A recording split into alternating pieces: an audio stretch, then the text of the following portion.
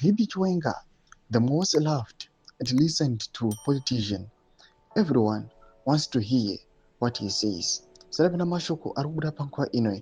Isaac Makomichi achipraise VP Constantino Chwenga achimuti is the most loved politician and the most listened politician munyika yeZimbabwe. Ari kuonekwa kunzi ari kudhifenda kodzero dzevagari venyika yeZimbabwe panguva ino anoita zvekuti nyika yeZimbabwe iendere mberi.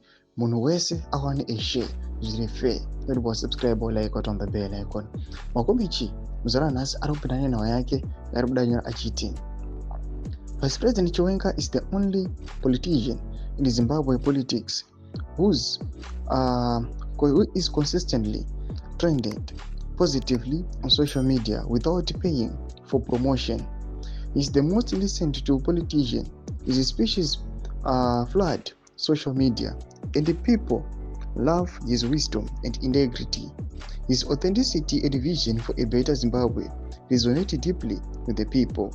Whether he's advocating for economic growth, peace, or good governance, his message strikes a chord.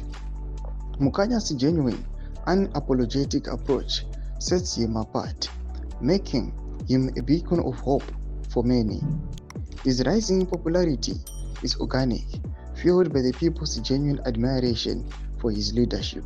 Ndo mashoko atogona Makomichi panguva ine ari kuti right now mukatarisa the ruling party ZANU-PF mukaona vana Tagurei, they have formed their task force, their Tagurei supporters group on social media. Mukatarisa vana Tungwarara vachimhanya neempowerment, vanoenda pamarallies avo vachinoataka. But VP Constantino Chwenga is not doing that. Anongouya okupa speech yake and people otanga kumutevera vachimusapota and vanyatsa kuteerera kuti nhasi VP Constantino Chwenga atanzwa kuti he made an address. What was he talking about? Ndo mashoko ari kubuda panguva ino achionekwa kunzi VP Constantino Chwenga is the most loved and most listened to politician munyika yeZimbabwe. Imbotiziva mafungiro enyu oti kudii pamusoro pechiitiko ichi. Pinda comment section medu muzofungiro enyu. Subscribe or like, chit on the bell icon.